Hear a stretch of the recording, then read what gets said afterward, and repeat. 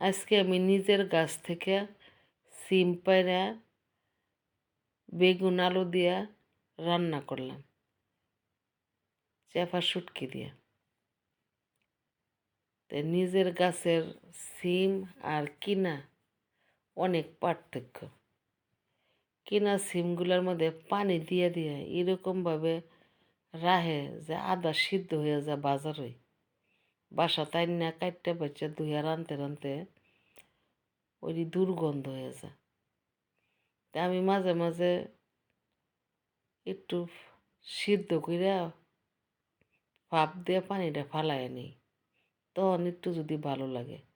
তা গাছের নিজের হাতের টাটকা জিনিসটা আর বাজারেরটা অনেক পার্থক্য আছে। তা আজকে কে কী রান্না করতেছেন